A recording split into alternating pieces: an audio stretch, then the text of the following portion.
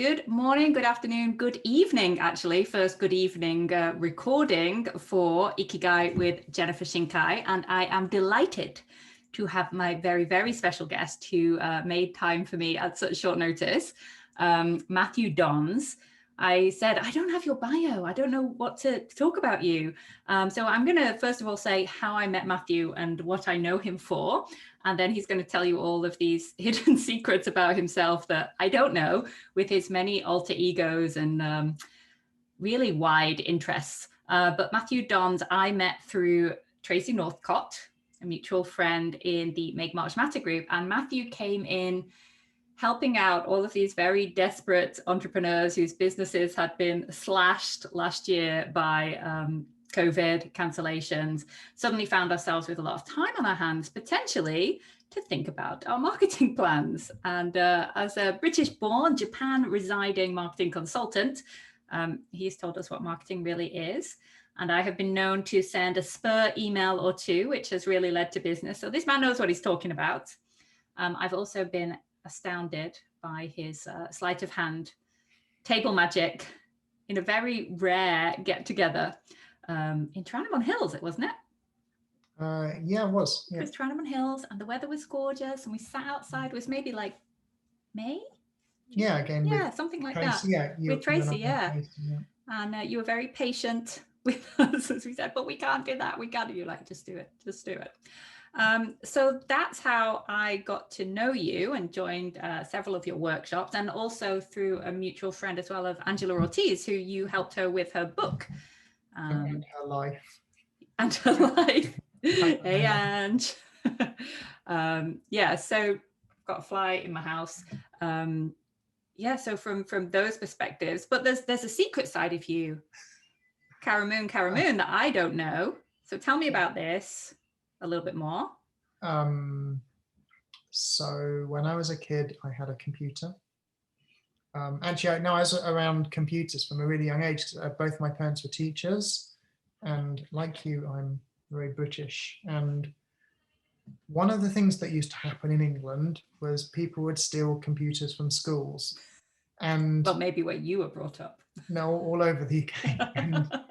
And the solution to this, instead of securing the schools, the solution was actually quite clever, which was to encourage teachers to take computers home at weekends, which is when the schools were getting broken into. And of course, this got the the teachers to play around with the computers.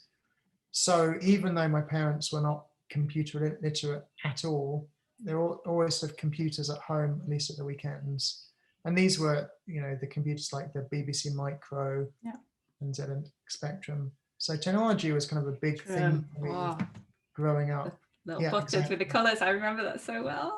And I was just amazed by the creative potential. Because if you remember, you turn on the computer and it'd be a blank screen with a flashing cursor.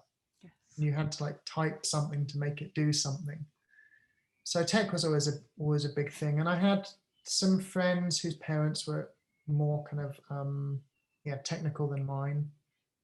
And later I had my own computer, and one day a friend kind of gave me a smuggled floppy disk, and he didn't have, how was it? It was a disk for an Amiga. I had an Amiga. He didn't have an Amiga. He had the Amstrad computer from the delightful Alan Sugar, and I put this disk in, and it loaded up like a simple menu where you could click on articles, and these articles would load up. And this was my introduction to what we commonly call the underground. And it was a disk of text files. So if you remember before PDFs and things, we used to have text files on the web and you could download them. This is before the web was really a thing. Yeah. Possibly even, maybe even 1 or 2 years before the commercial web. And it was mind-blowing to read these text files about how to make free phone calls, or how to break into computer systems, or how to make smoke bombs. So that was one of the things that really... I don't know what is going to come up now when I post this on YouTube. If my channel gets put down now. So my friends and I were all always going to the garden centre to buy the potassium nitrate Oh my for our God. smoke bombs Stop doing the list of ingredients on this channel. and cooking it up in the kitchen. And occasionally it would go off when you're cooking it, because you melt sugar, right? You caramelize sugar, Right. then you add an equal amount of potassium nitrate. And occasionally, Recipe below. if you didn't clean the saucepan correctly, then yeah, it's like it catches fire, the whole house fills up Parents with must have smoke. loved that. So I discovered this whole other world of like stuff you're not really meant to do, Mm. lock picking as well, and that kind of thing. And then it was sort of, I never really kind of became skilled, I guess. But it was just this thing I was interested in, and I'd get hacker magazines and things like that. And then moved I came to Tokyo temporarily end of 2001. I studied mathematics at university, and I was really interested in tech, but I didn't really have any community of people that were sort of showing me things or anything, which is how the hacker community generally works. But when I arrived in Tokyo, I went to Tower Records, and they had a hacker magazine called 2600 magazine. So I picked that up, and I understood 3% of what was in the magazine or something. And this was the kind of a magical time when Japan had just started doing broadband internet. Right. So 2001 was when, were you here in Japan at that time? Yes, I came in 1999. Okay. So if you remember around 2000, 2001, it was when outside all the train stations, there was Yahoo. Yes. Do you remember there'd be these tables and people handing out these big bags with Yahoo on, and you go to take a bag and they'd say, oh, you need to give us your credit card information because this is for Yahoo BB, which was the Yahoo broadband. Ah. So we had, I remember Yahoo BB. yeah, so we had cheap, very fast internet. Mm. And then Wi-Fi was just becoming a thing shortly after that as well. So it's an amazing time. And I went to some secondhand bookstores and the local library. So yeah, a friend of mine was doing a university degree in Ikebukuro, so we could use the university library.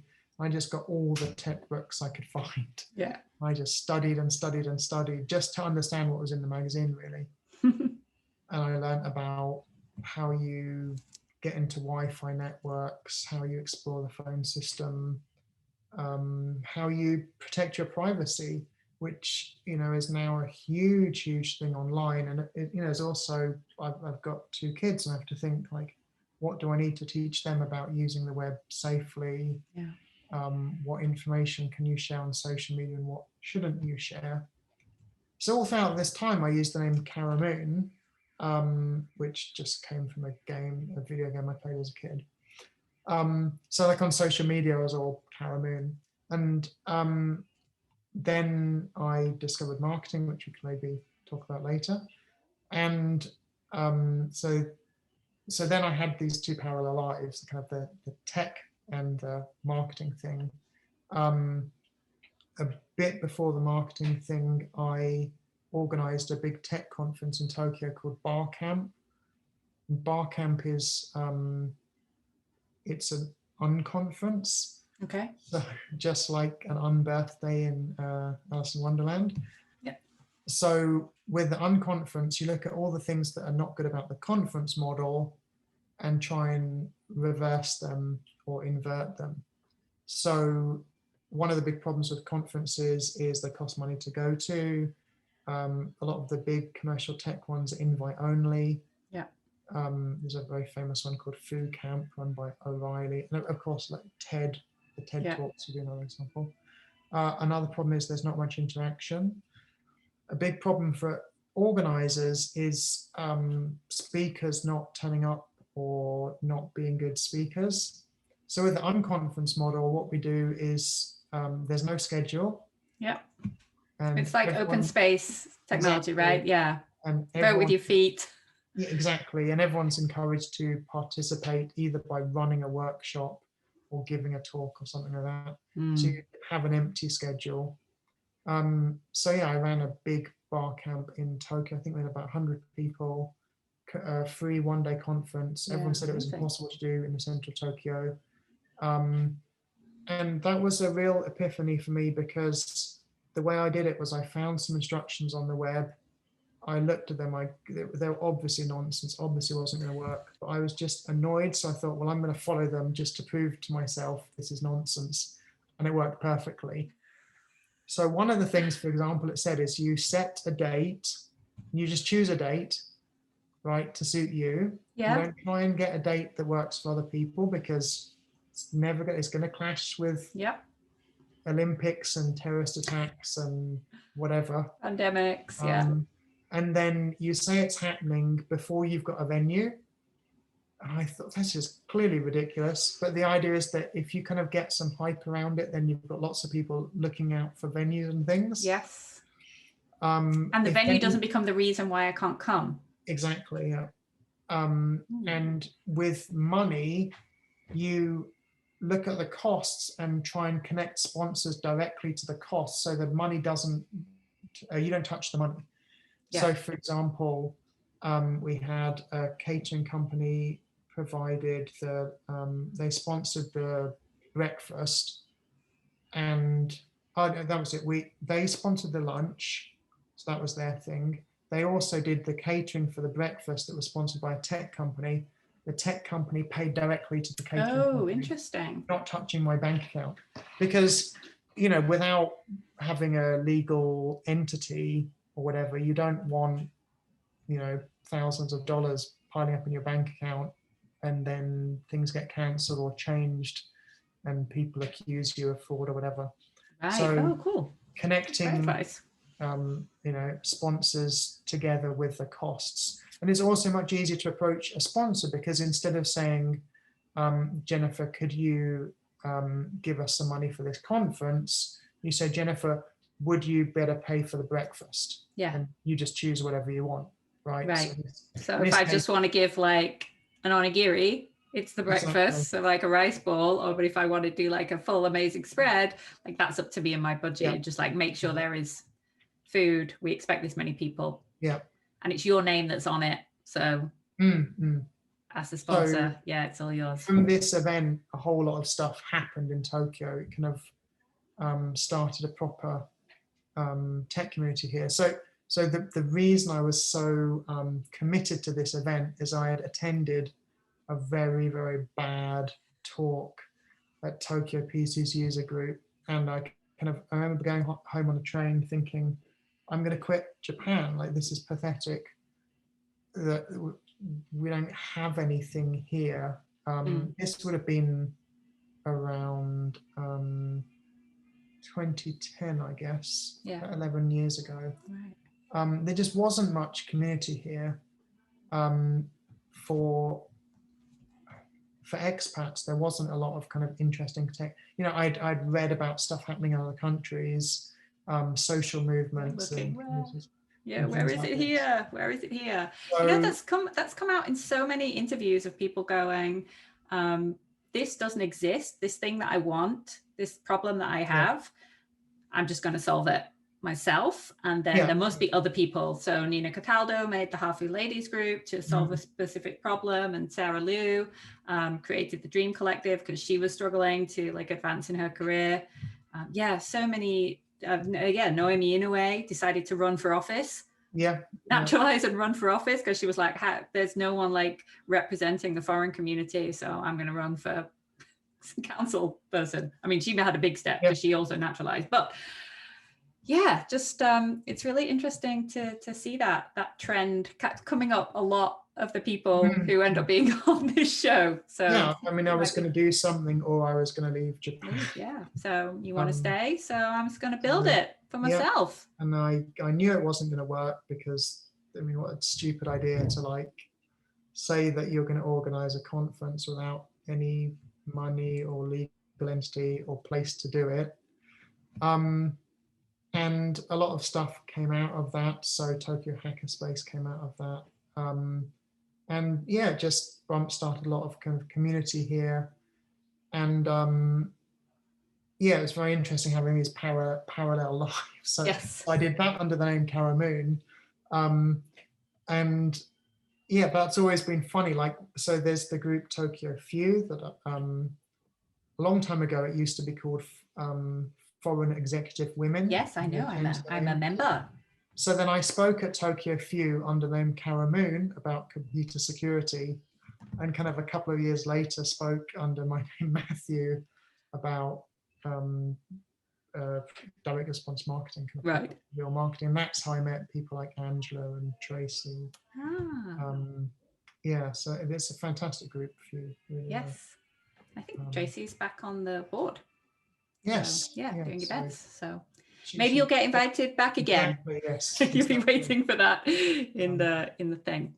But one of the reasons that I asked you to come, and you very kindly said, is actually linked to your clear love of learning and finding out and solving problems, because you were hit with one of the biggest problems that people have in their life with diagnosis of terminal cancer. Yeah. And yeah, I wanted to talk to you about that in the terms of connection to Ikigai, right? Because Ikigai is about a reason to live. Yeah. And so how, with that prognosis, because it was very bad, and I'm going to share some of your other interviews so that people can find out more about that, and especially the link that you shared with me this week. There's loads of really practical advice and information about the treatments that you had, the things that you did. So I think it's really valuable for people to check that out. But the question, how do you think about that reason to live when you're hit with a diagnosis like that? So yeah, I remember obviously very clearly 5 years ago when I went to get some test results, and yeah, they said it's cancer, and that was okay. It was, I thought, oh well, I'll have the treatment, whatever it is, and be okay after a while, obviously. And then a week later, I went back for more test results from a different doctor, and I had prepared all these kind of questions and stuff about treatments. And the doctor said, do I really want to see these results? And I thought, okay. And I said, well, I understand it's either going to be no news or bad news. And he said, yeah, this is very much bad news. It's terminal. And then even that did not prepare me for the worst news yet to come, which was kind of about a week later, when I found that the cancer had spread to my abdominal membrane, which is very, very hard to treat because there's not a great blood supply. So it's very difficult to get drugs into there. And the tumors, instead of being like a tumor growing, it's like a shotgun effect with lots of little tumors sprinkled across it. So you can't do radiotherapy or anything like that. It's just not possible to target 100 2-millimeter tumors or whatever. So that was when around like 7 to 9 months, and obviously had to think what to do, and think about time a lot and not having much time left, and thinking how to spend the time, and this incredible conflict between being desperate to find better treatments and live, kind of cut, the conflict between that and just spending time with my kids and friends and family. And it's kind of like an impossible puzzle. And trying to be as focused as possible, as learning as much as possible about cancer and cancer treatments, and are there any possibilities? Because the impression I got from the doctors in the UK was, well, we'll give you some treatment and you'll live a bit, but that's it. I mean, there's no kind of hope. Right. Write your bucket list, don't make it too long. Yeah, exactly. So, and then that also made me think a lot about hope and optimism and what it really means to me. And I think I'm an incredibly negative cynical person, and which I think is the best way to be. And I remember hearing this quote. I don't know the origin, but I think it was used by like the interim president of Iraq after Iraq was like invaded and Saddam was kicked out. He said, optimism is like the blind belief that things are going to get better by themselves. Hope is the idea that there's still a chance and therefore it's worth fighting and improving. I thought a lot about that because I'm a very negative, pessimistic person, but I'm incredibly hopeful. And that's not hope based on touchy-feely kind of rainbows and unicorns. It's you just look at the facts, and as long as people are alive, there's stuff you can do. Yeah. Basically, there's always action you can take. So I had to think about why I'm alive and what that means, and again, there's conflict because of, on the one hand, like living for the kids, so living for my two children, and on the other hand, there's like stuff I want to do in my life as well, and it's hard to justify doing any of it when I could be sitting down doing a jigsaw puzzle with my daughter or reading a book to my son or whatever. Yeah. Yes, so it is very conflicted. So how do you manage that conflict in the moment? So in the moment, I thought like the priority should be take care of my family and friends.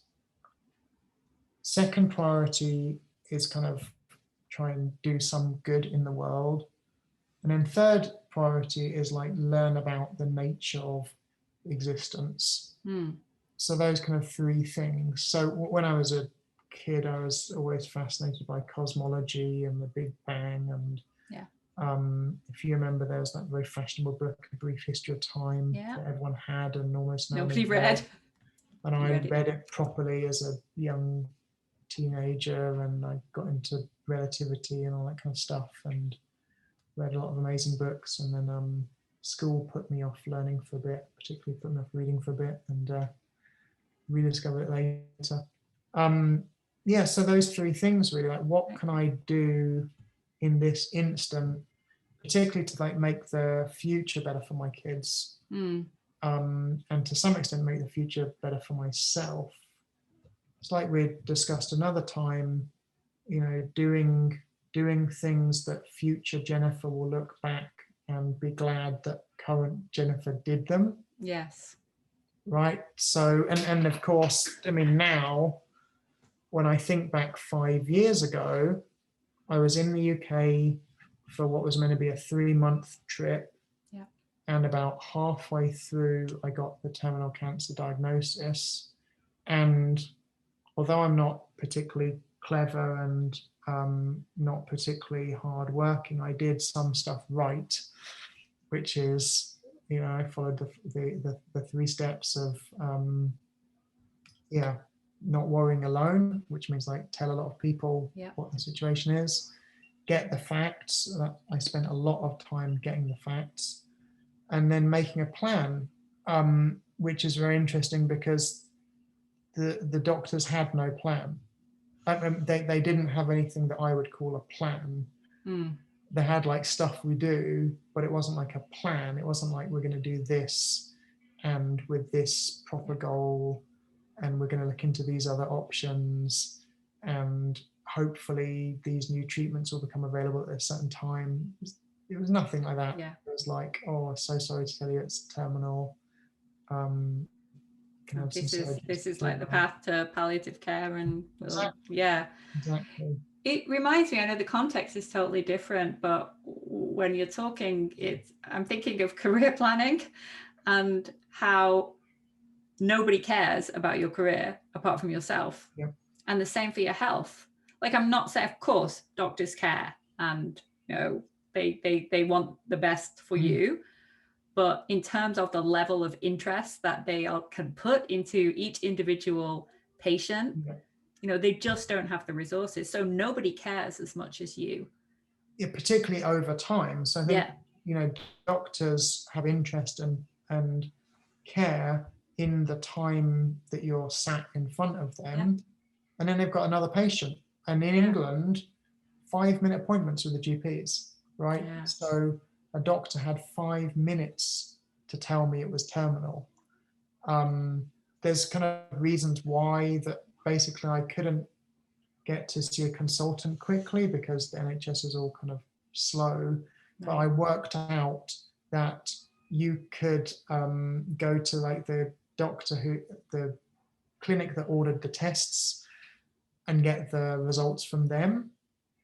And as a patient, you have to be given your results. So I worked out that although I had this appointment for like 4 weeks in the future to meet the consultant, I could just go to the local GP's office and say, I had a scan last week, please print me out the result. So now I'm very, very grateful for the Matthew 5 years ago. I could have panicked. It would have been very sensible just to give up. But it wouldn't even be giving up because I was just told that this was it. That there was no fight, just this is it. It's terminal cancer.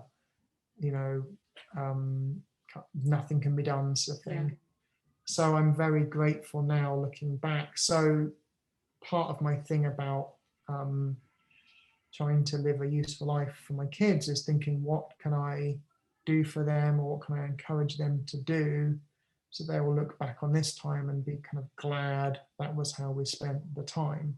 Right. And that's how you do all this volunteer work with the kids and bringing them into the community, right? And arranging play stuff and exactly. So when I was a child, there was a lot of non-profit stuff around. I was in a hippie organization as a kid called the Woodcraft Folk that you may know. That sounds amazing. I've never heard of it, but it sounds very cool. And then later Sea Scouts, and there was just lots of stuff going on, whereas in Japan there isn't, because schools do things. And what's it? Is it bukat? How do I say Bukatsu, club activities. Club activities. And I mean, did you see this tragic thing on Twitter recently? An elementary school teacher who's a prolific tweeter, he asked all his teachers, just as a survey, like, what's the importance of the Bukatsu club activities?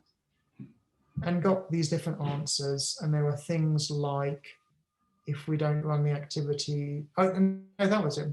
The question was, why should they be compulsory? Because at most schools they're compulsory, right?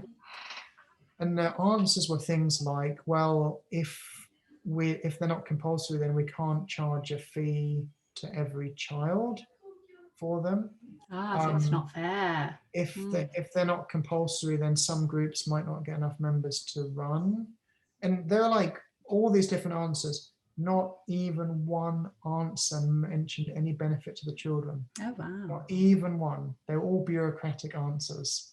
Right. About the school. Not like the value of socialization, or like the power of sports to change lives, or like having the drama club that's going to give a voice, and nothing. Oh my goodness. One teacher said that there was some benefit to the kids. Wow. So there's not a lot of non-profit stuff in Japan. Non-profit, like as a legal entity, is quite a recent thing. Right.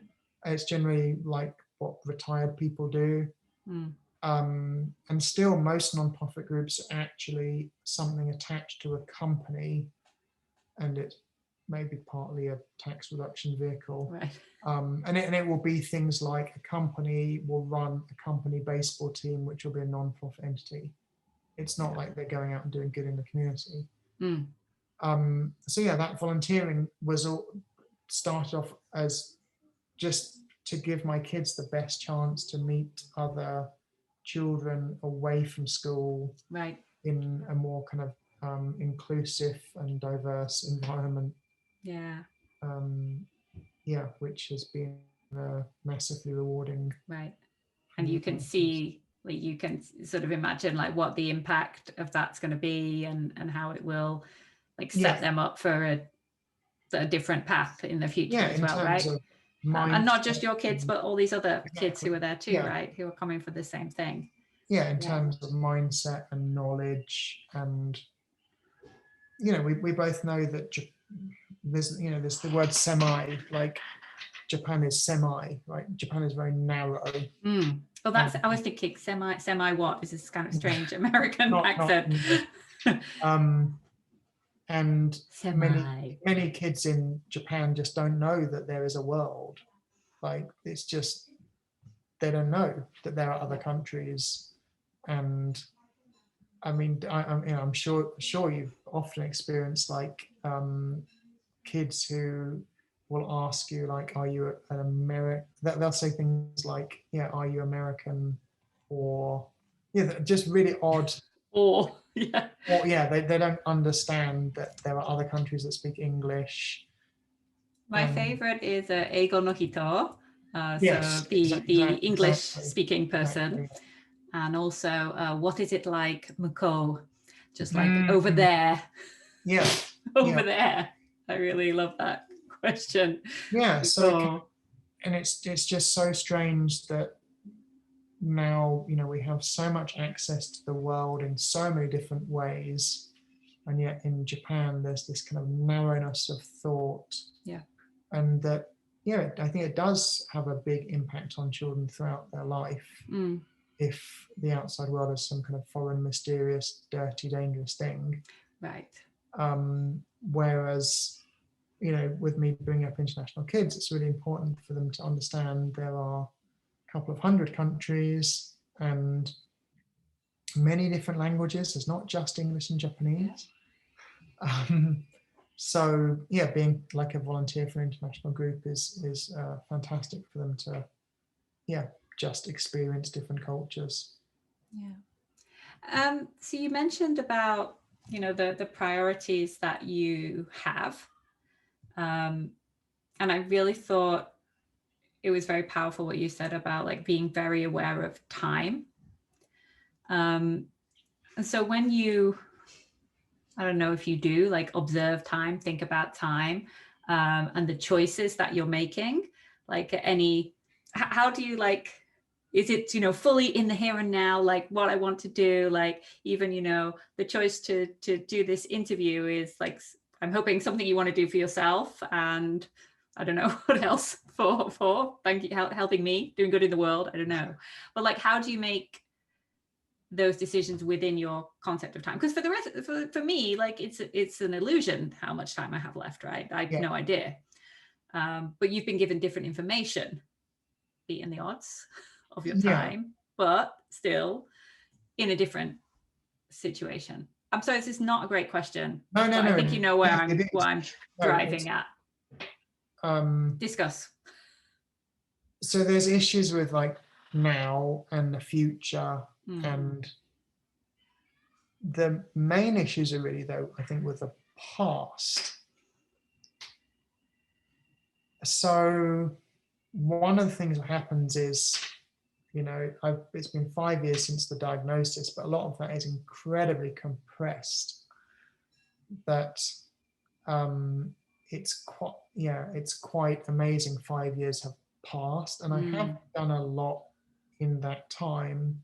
However, there's been a lot of weeks where it was just chemotherapy was the thing that dominated my life, or I have had a couple of big surgeries, so there was a lot of time going to hospital or being in hospital or traveling back from hospital. So there's this thing of like the compression of the past, and then therefore kind of maybe not enjoying it so much, because I think part of enjoying life comes from enjoying the past. Yes. Especially with friends, but sometimes just on your own, kind of remembering things. Yeah. It's a bit like, I'm known as a very cynical person. I dislike most things and most people, but I absolutely love Japan, and I often forget that I love Japan. And when people come to Japan, I kind of rediscover my love for it again. Like if I'm showing someone around Tokyo, or if I'm talking to someone online who's planning a trip to Japan, and I'm like telling them about all Look this at even amazing how your stuff. face has changed now, right? It's like Well, and this just the, cheesy you know, Japanifile grin coming on. just that wonderful thing where like someone's going to come to Japan for the first time, and you're just thinking like, oh, and they're so excited and they're asking about vending machines and 100 yen stores, and all the cool stuff that, you know, Yeah, that is you very take for easy to take for granted, and granted. yeah. So being kind of reminded of that. But then there's the other thing about the past of like closure and redemption, Mm. where if you're not told you're terminally ill, then there's a very strong relationship between the past and the future, because you have the future to try and make right stuff from the past, right? Which may be things like you gave up playing piano as a kid, but at one point in the future, you're going to take it up again. Right. And I'm like, well, okay, I did piano as a kid, but I'm not going to take it up again. I'd like to, I guess, but I don't have that much time. I have to be quite picky about what I'm going to commit to, particularly. And that's difficult because I have very, very, very wide interests. I find almost everything interesting. Right. At some level. And just thinking about times in the past, maybe instants or long periods of time where you should have or could have done things better. Mm. Normal people who are not told they've got an expiry date in the near future. Yeah. Normal people, they have this kind of capacity to believe that they can redeem themselves or that time in a way that I don't really have. And that can be as simple as, you know, unread books on the bookshelves. Yeah. I've got a couple of thousand books, I think possibly 2,500 books or something. And there are some I haven't read. I've read most of them. There are books that I've read many times, but there are some unread books that I really do want to read. Yeah. So things like on my shelf, I've got The Seven Pillars of Wisdom by Lawrence of Arabia. And that's a thick 800-page book. I haven't taken it down and started reading it yet. I do want to, but then there's lots of other films I'm never going to watch and books I'm never going to read and things I'm never. So I guess it's a bit like having many midlife crises. Mm. I don't know how much of this thing is a male thing, but you know, there's a point in the male life where you realize you're not going to be a racing car driver, you're not going to join the special air service. At least until recently, there was a point where you're not going to be an astronaut, although that's all changing now. Yeah.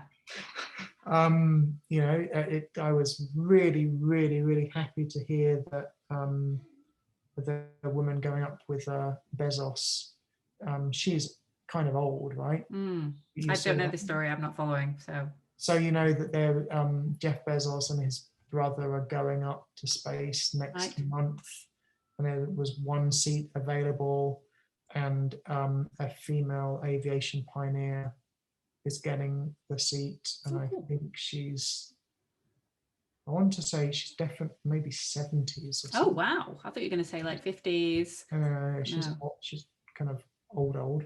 If you're listening to this, you're not old, but for like our maybe image of space travel. Yeah, it's the story we've been told.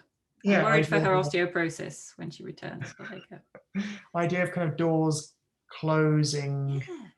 It's a kind of a weird thing, but I've talked to a lot of guys about it, and it is kind of a common thing.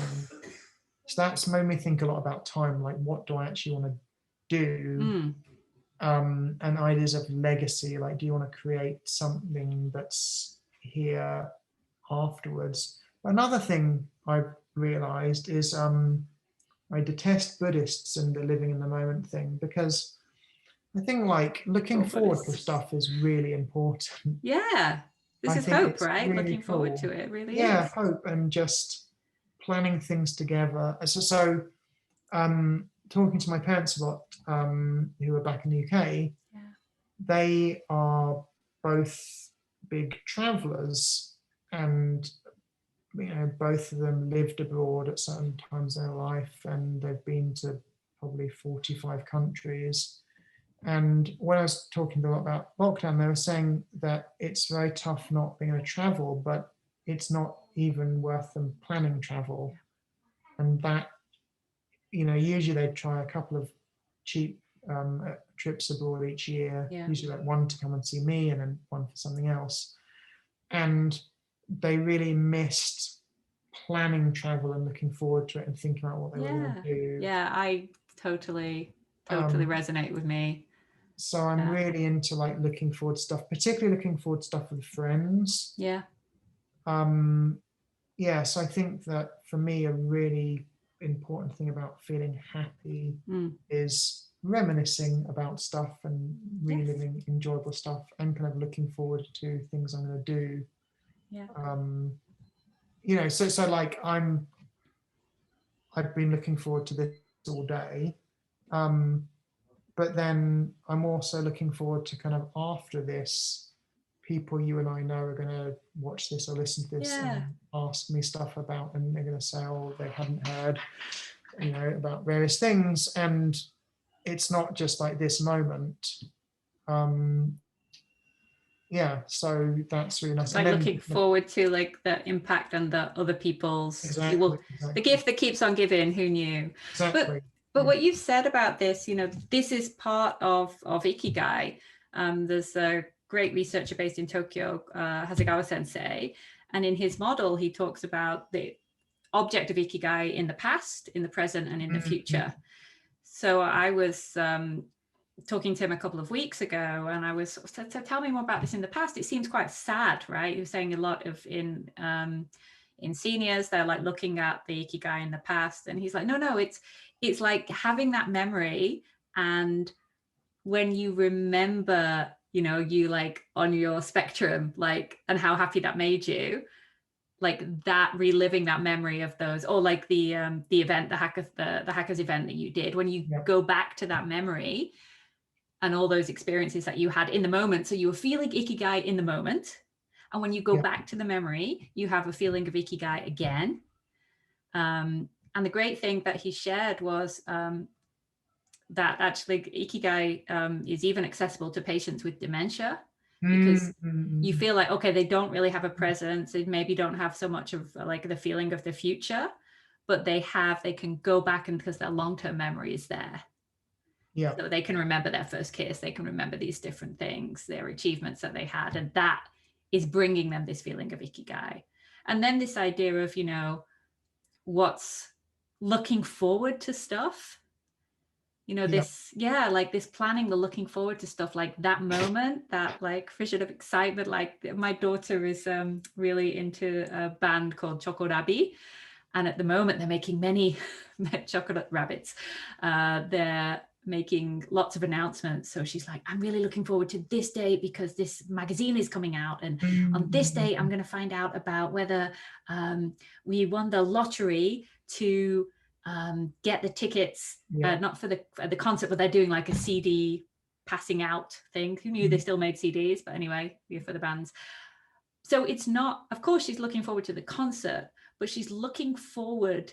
She's enjoying the feeling of looking forward, yeah, right? Like that anticipation.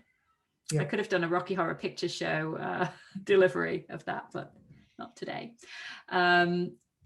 So yeah, there's something in that as well, and I totally understand with your parents, like that Yeah. not So being able to plan is, it's if you've been a planner, is really tough. so when I was first year university, I went to the local library at where I was at university in very, very unpleasant city. Did you go to university? I want to ask now. Birmingham, of course. Oh, Birmingham. Yeah, no, I went out with a guy from Um, Birmingham. That's all I've got to say.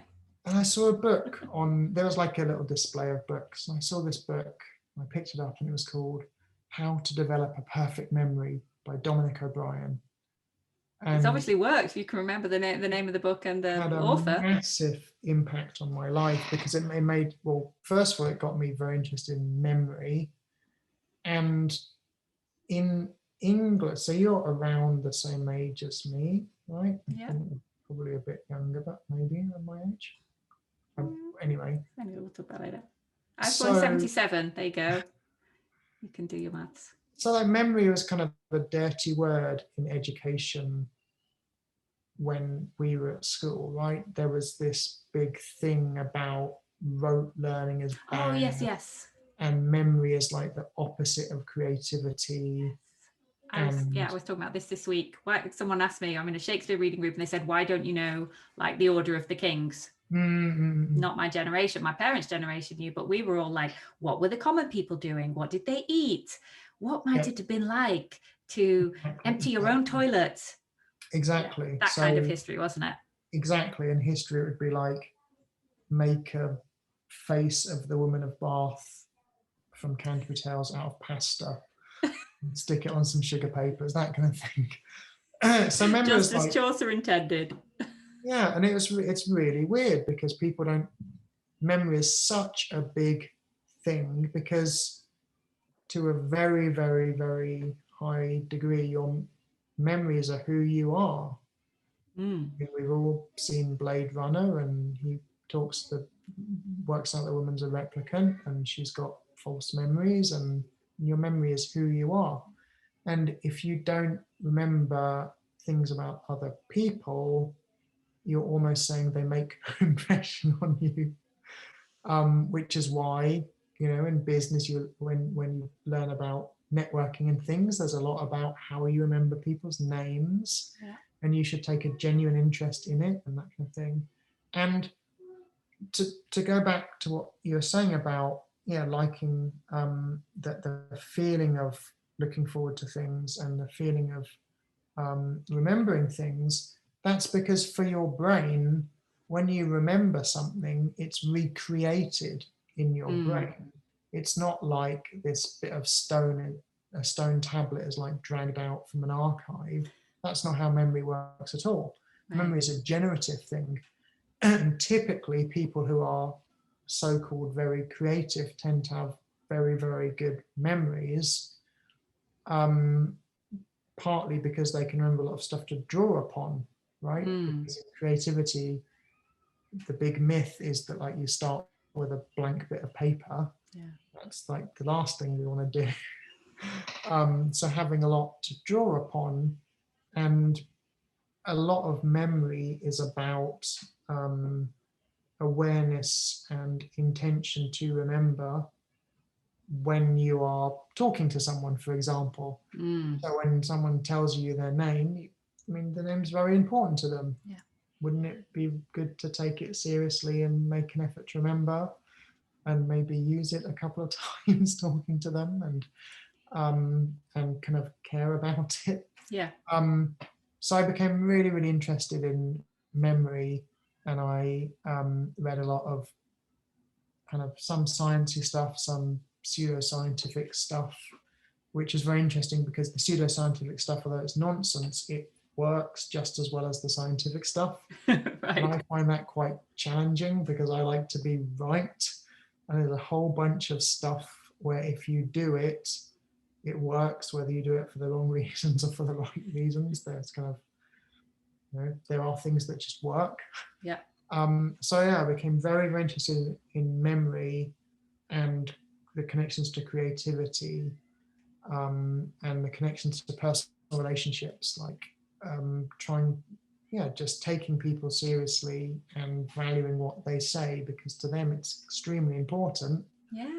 And shouldn't we kind of be respectful of that? And then the other reason it was an absolute life-changing book is it opened my life to the world of self-development, because I had never heard of the concept of like learning something outside of school as like an academic topic.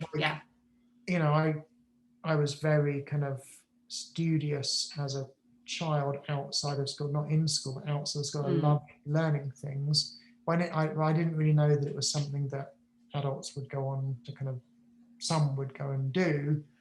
And then later I found the vast majority of adults don't. So in fact, in the US, the majority, so over 50% of people, when they leave high school, that's the last time they read a non-fiction book.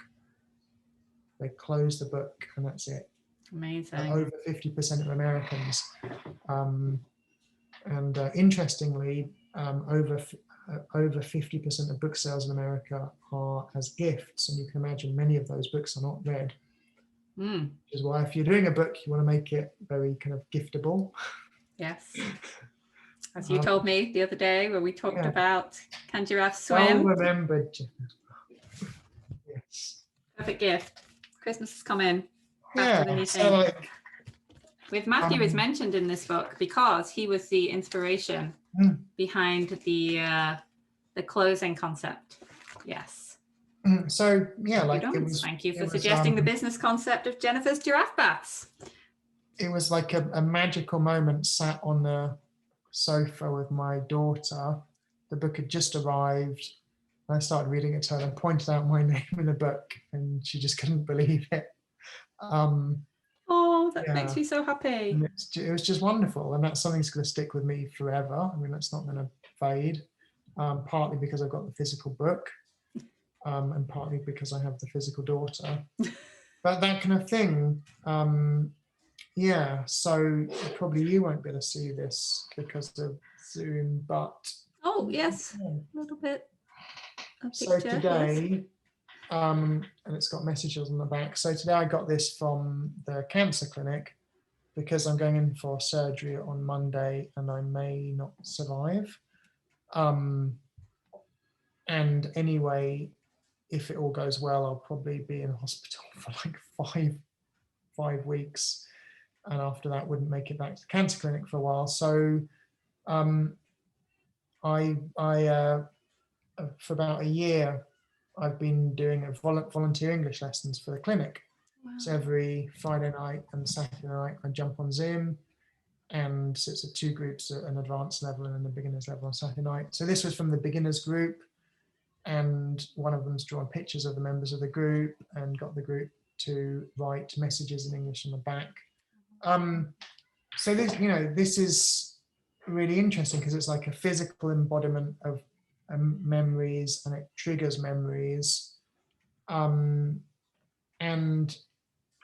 it makes me think about the English lessons and how much I've got out of them, and also it's kind of connected with what it was like today with 15 members of staff at the clinic all came out to kind of see me and take photos with me and stuff, and there were loads of presents, and it'd never been like this for any other patient of the clinic in the history of the clinic.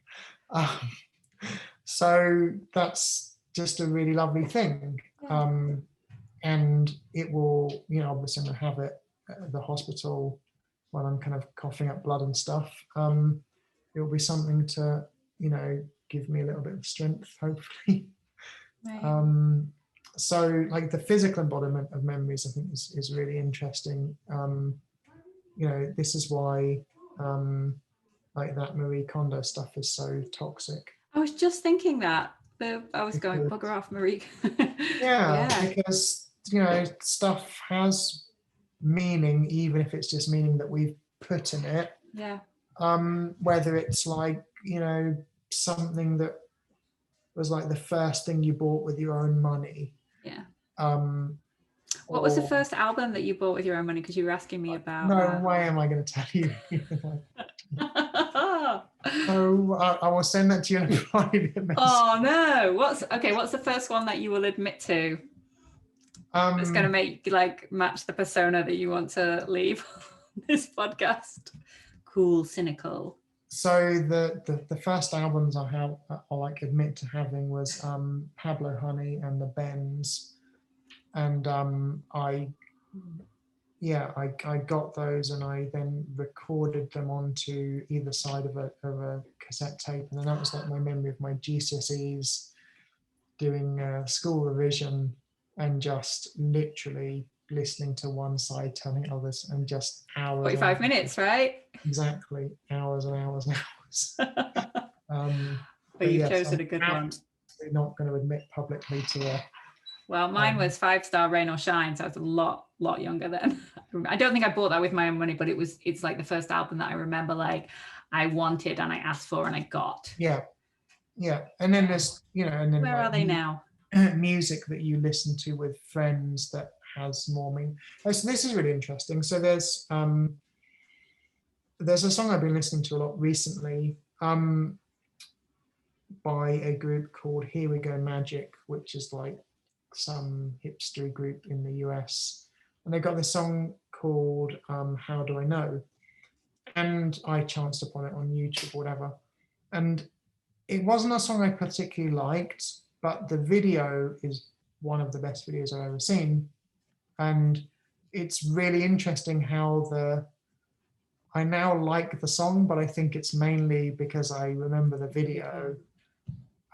This is now really interesting listening to it. I don't know if so I now feel I really like the song, and I don't know genuinely if is it that I like it. So a bit like when you wake up and you don't know if you remembering a dream from that night or from years ago.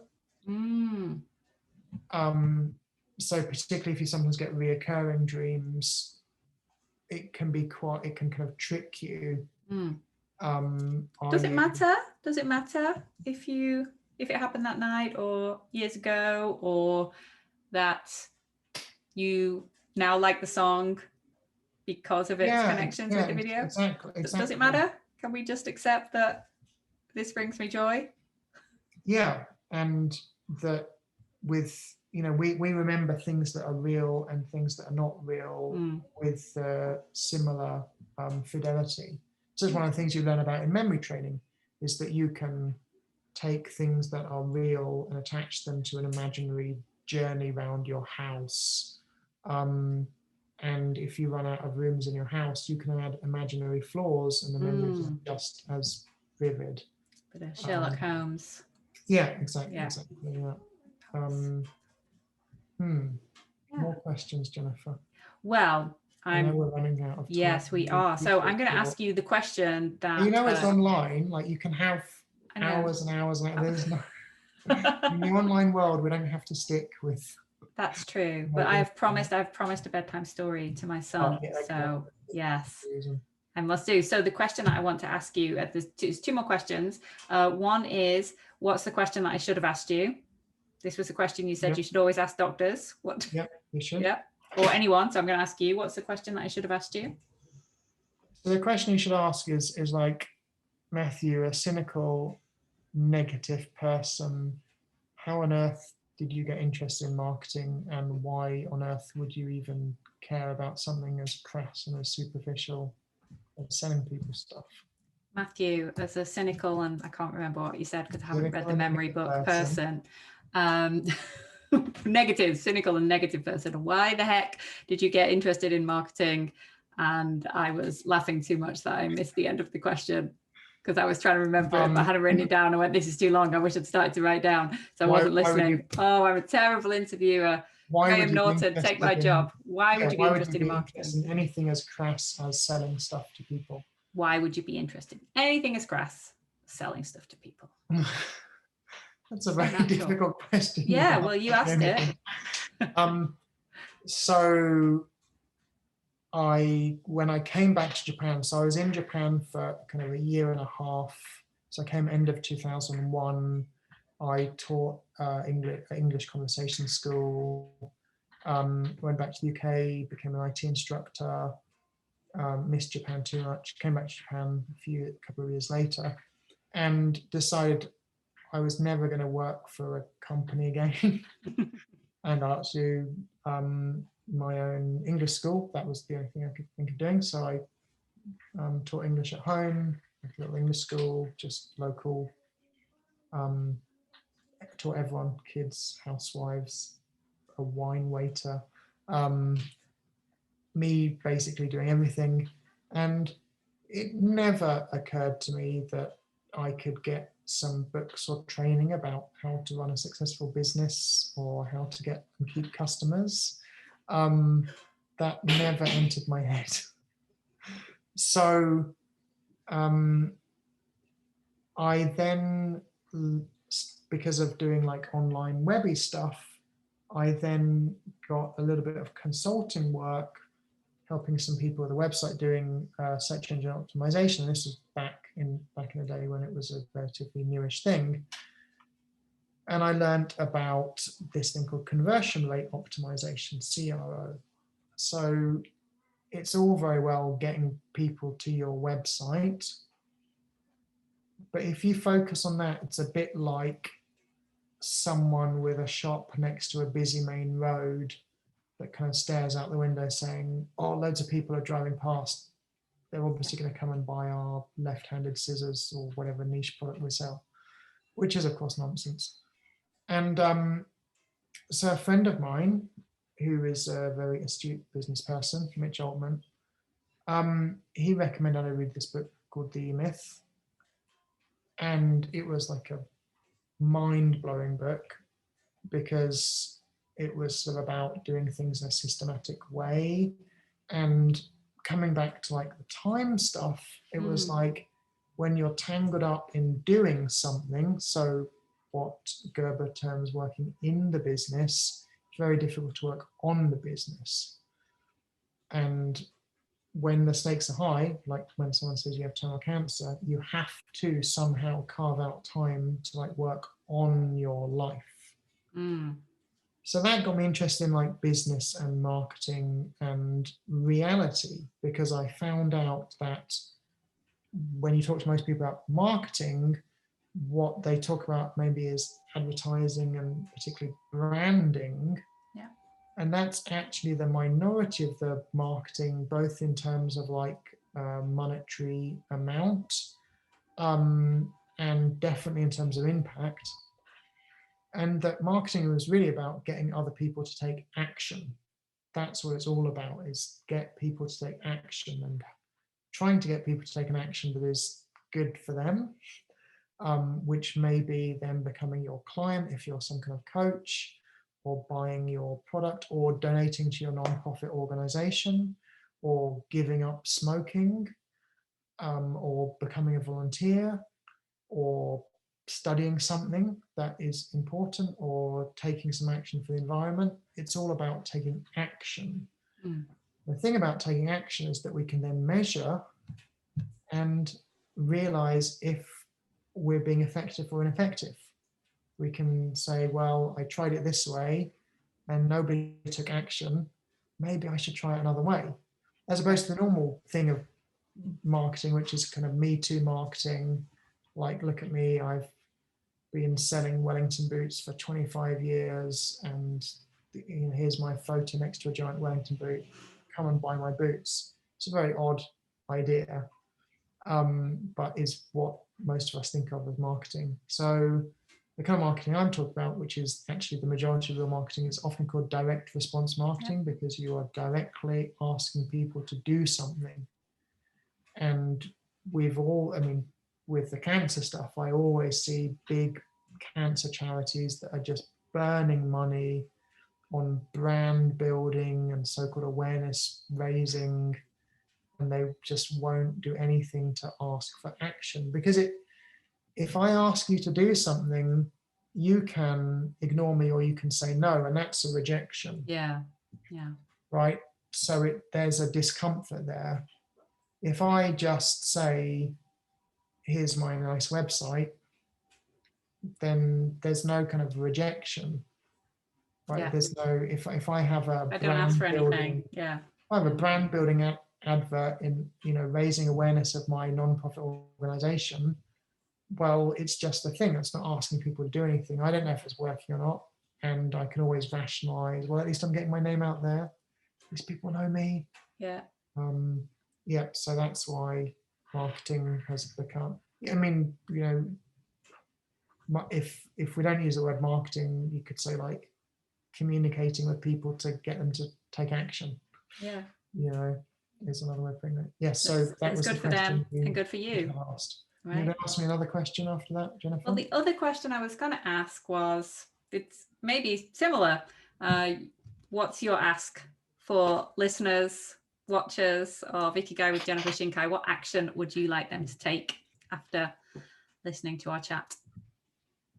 So if they are anyway interested or in or affected by cancer, they could go to matthewdoms.org, which it forwards to like a GoFundMe page. But if you don't want to make a donation, just click updates, and you'll see 5 years of videos, many of which explain about cancer and what to do if a family member has cancer or you're unfortunately diagnosed with cancer or anything like that.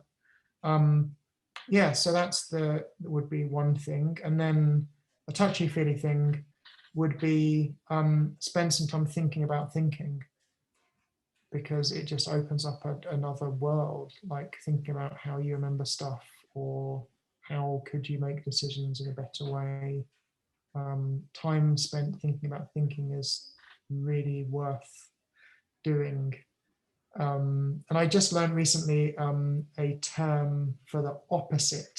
So this is one to write down: thought terminating cliche. Ooh. A thought terminating cliche is when, you know, you're It is what it is. It is what it is, Jennifer. It will probably turn out okay. Don't overthink, Jennifer. And these are very, very, very dangerous. They are more common, I think, they are more endemic in Asian culture, particularly in Japan. The country of China, of course, was plagued with Taoism for many, many, many millennia, well, not millennia, but centuries at least, right? This idea that, like, well, you shouldn't think because the nature of the universe is unknowable, so like don't try and find anything out. So thought terminating cliches are terrible because they're a dangerous habit, they're intoxicating, and you know, whatever is going on in your life, I just say, oh, don't take things too seriously, or oh, just see how it goes.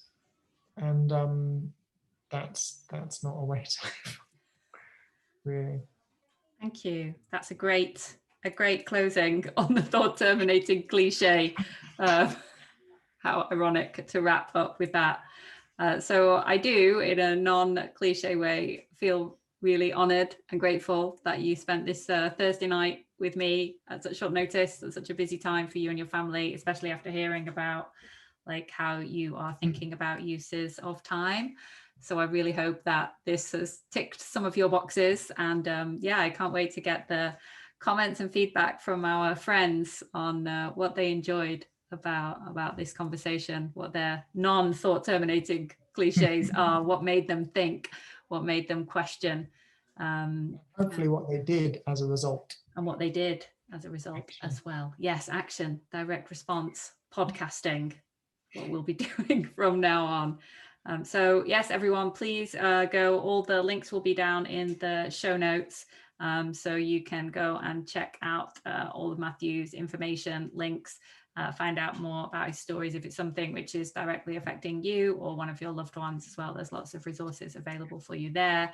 And if it's not something which is affecting you right now, actually, it could be affecting someone that you know without you knowing it.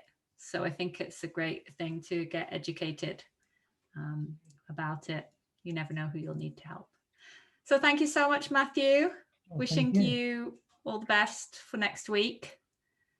Keep us posted with how everything goes. And I look forward to seeing you. Survive, yes, I'll try. Yes, I know, don't know. I'm not religious, but I'll send some vibes and prayers, whatever. Why not? Can't do any harm, can it? So yeah, thank you so much for today. Take care. Bye-bye.